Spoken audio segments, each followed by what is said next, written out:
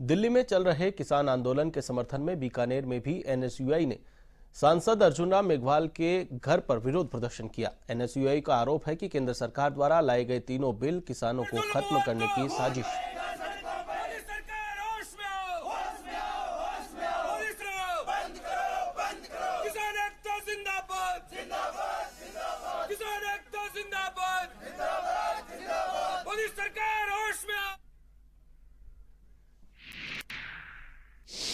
सड़कों पर है, दिल्ली का घेराव कर रखा है।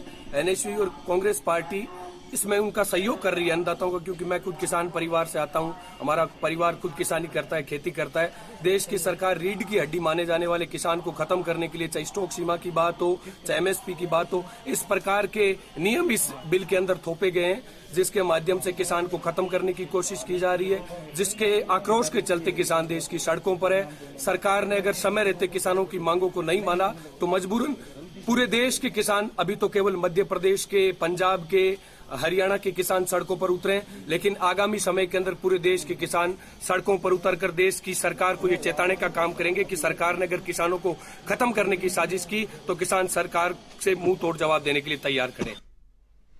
कृषि कानूनों को लेकर चल रहे घमासान के बीच एनएसयूआई की ओर से सभी भाजपा सांसदों के आवास के बाहर धरना देकर उनका घेराव किया गया और केंद्र सरकार से कृषि कानूनों को वापस लेने की मांग की गई। अजमेर से भाजपा सांसद भागीरथ चौधरी के किशनगढ़ आवास पर भी कार्यकर्ताओं ने धरना दिया। जिलाध्यक्ष की अगुवाई में दिए गए धरने में मांग की गई कि भाजपा सांसद केंद्र सरकार को इन कृषि कानूनों की विसंगतियों के बारे में बताएं और इन्हें वापस लेने के लिए दबाव बनाएं।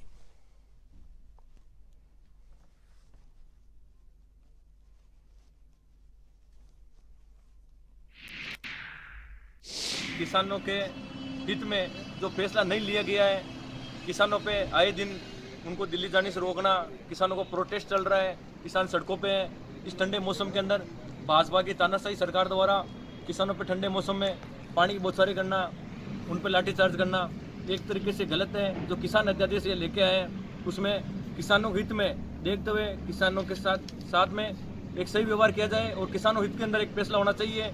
आज मोदी सरकार द्वारा एक तानाशाही लोकतंत्र की हत्या की जा रही है, जिसके विरोध में आज हम अजमेर के सांसद जो एक भाजपा सरकार के प्रतिनिधित्व है वो राजस्थान के सांसद भी है, तो हम इनके घर के बाहर धरने पे। डूंगरपुर जिले में कोरोना महामारी से निपटने के लिए आगामी माह में प्रस्तावित टीकाकरण कार्यक्रम पर जिला स्तरीय बैठक हुई।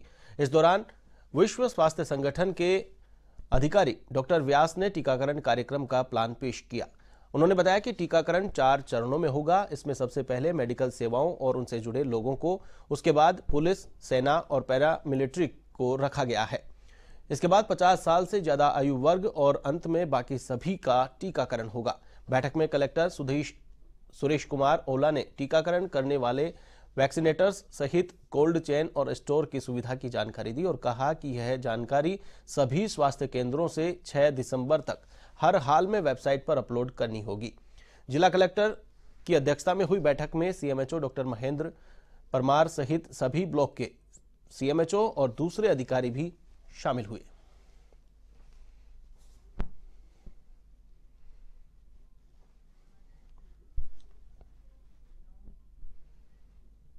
डूंगरपुर में स्वच्छता सर्वेक्षण 2021 की तैयारियां शुरू हो गई है, जिसको लेकर स्वच्छ राजस्थान के ब्रांड एम्बेसडर के गुप्ता ने अधिकारियों और कर्मचारियों की बैठक ली, जिसमें नगर परिषद आयुक्त ने जिले में चल रहे कार्यों के बारे में अवगत करवाया और कहा कि डूंगरपुर निकाय द्वारा स्वच्छता सर्वेक्षण 2021 के लिए तैयार है।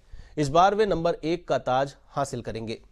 इस दौरान के गुप्ता ने अधिकारियों को प्रतिदिन मॉनिटरिंग करने, नियमित रूप से सार्वजनिक शौचालयों की साफ सफाई सहित स्वच्छता से जुड़े पहलुओं पर ध्यान देने की अपील की है।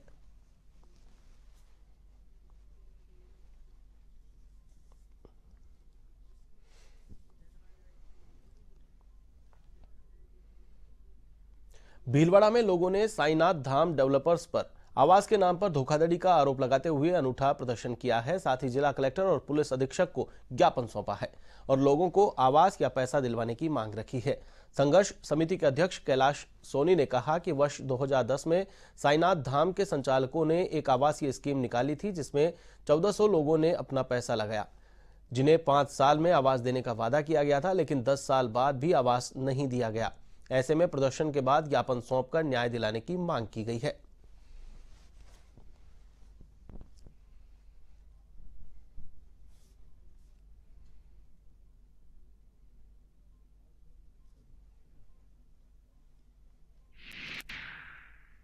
समिति द्वारा जिला कलेक्टर महोदय और जिला पुलिस अधीक्षक महोदय को ज्ञापन दिया गया। उसमें यह बताया गया कि वर्ष 2010 में छोटे छोटे प्लॉट जिसमें किस्तों में प्लॉट देने का वादा कर 2015 तक प्लॉट देने का वादा किया था और उस वादे के अंदर ये कहा गया कि 5 साल के अंदर आपको किस्तों में पैसा जमा कराएं और आपको भीलवाड़ा शहर में पोस्ट कॉलोनी में प्लॉट दिया जाएगा। लेकिन 5 साल बीतने के बावजूद 2020 अभी चल रहा है, अब तक न तो प्लॉट दिया न पैसा दिया। जिला कलेक्टर के बाहर आज हमने ज्ञापन का कार्यक्रम किया। अजमेर में अलवर गेट थाना पुलिस को बड़ी सफलता हाथ लगी है। सोसाइटी की और बीसी के नाम पर हजारों लोगों के करोड़ों रुपए गबन करने वाले प्रमोद गुप्ता के साथी संजय सिंह कौशिक को पुलिस ने गिरफ्तार कर लिया है। आपको बता दें कि वर्ष 2019 में अलवर गेट थाने में 1 करोड़ रुपए से भी अधिक राशि का गबन करने के 6 मामले प्रमोद गुप्ता और संजय कौशिक पर दर्ज हुए थे, जिस पर प्रमोद गुप्ता और उसके परिवार को गिरफ्तार कर लिया। वहीं अब संजय कौशिक को भी गिरफ्तार कर लिया गया है।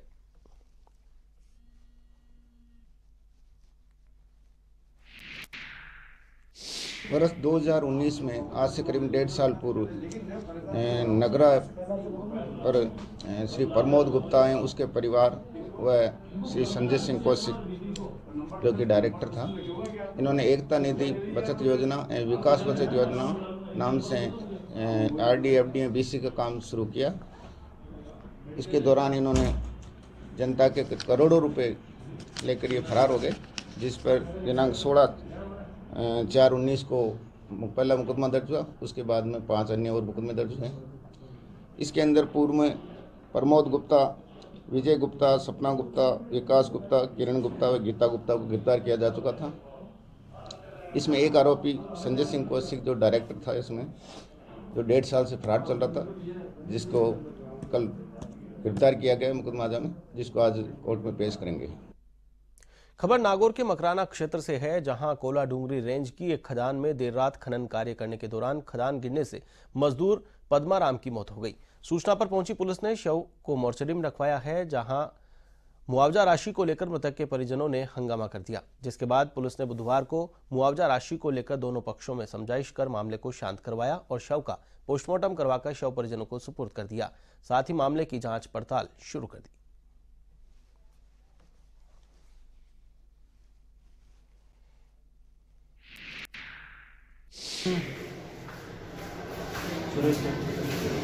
कल दिनांक 1/12/2002 को शाम को इतला मिली कि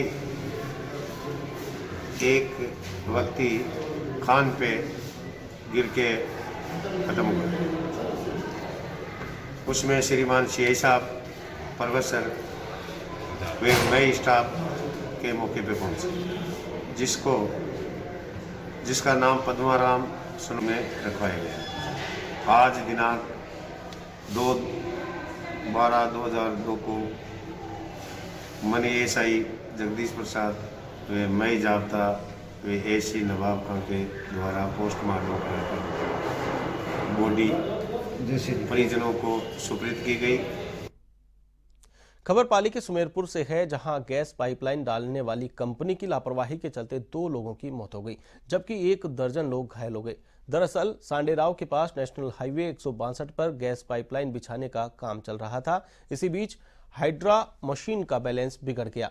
इसके चलते एक पाइप रोड पर जा गिरा और निजी बस के अंदर जा घुसा। इस हादसे में 2 लोगों की दर्दनाक मौत हो गई, वहीं 13 लोग घायल हो गए। इधर हादसे की सूचना पाकर जिला कलेक्टर अंशदीप, जिला पुलिस अधीक्षक राहुल कोटोकी समेत आला अधिकारी मौके पर पहुंचे और पूरे घटनाक्रम की जानकारी ली। साथ ही घटना की जांच के भी आदेश दिए गए हैं।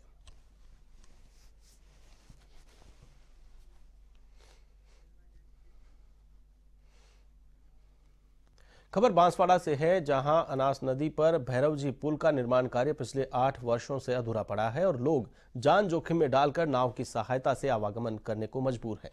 आपको बता दें कि बागीदोरा विधायक की पहल पर इस पुल का शिलान्यास किया गया था, लेकिन विभाग और जनप्रतिनिधियों की लापरवाही के कारण इस पुल का निर्माण कार्य आज भी अधूरा पड़ा है, जिसका खामियाजा स्थानीय जनता को भुगतना पड़ रहा है।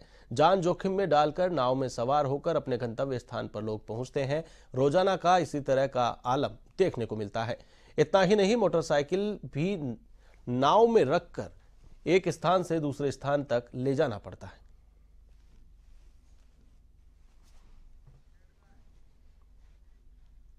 अजमेर के जेएलएन अस्पताल में हादसों से निपटने के लिए सुरक्षा व्यवस्थाओं की पोल उस समय खुल गई जब जिला कलेक्टर के निर्देश पर सिविल डिफेंस की टीम अस्पताल पहुंची, जहां अस्पताल में कार्यरत स्टाफ को फायर फाइटिंग को लेकर प्रशिक्षण देने के लिए सिलेंडर को स्टैंड से उतारा गया तो वे खाली निकले।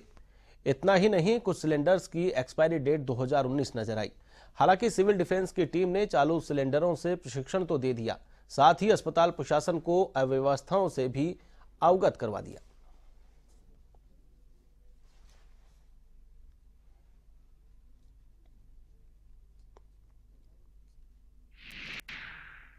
तो काफ़ी हमें कमियां दिखी और जिसके अवगत हमने एडीएम सिटी साहब को भी करवाया है दूरभाष पे, और उनको इस चीज़ों को पूर्ति करने के लिए भी कहा है, क्योंकि वो जो फायर एक्सटिंग्विशर में जो लगे हुए थे वो सभी एक्सपायरी डेट के, किसी में गैस नहीं है, किसी में होस पाइप नहीं है, इस प्रकार की कई कमियां थी जो हमने आगे अवगत करा दिया है। सर कितने खाली मिले सिलेंडर? सर सिलेंडर कितने खाली मिले?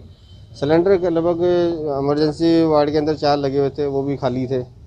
ठीक है, तो उसके बारे में हमने बताया है कि, और डॉक्टर साहब से मेरी बात हुई तो उन्होंने कहा कि हम जल्द से जल्द इसको कमियों को पूर्ति करेंगे।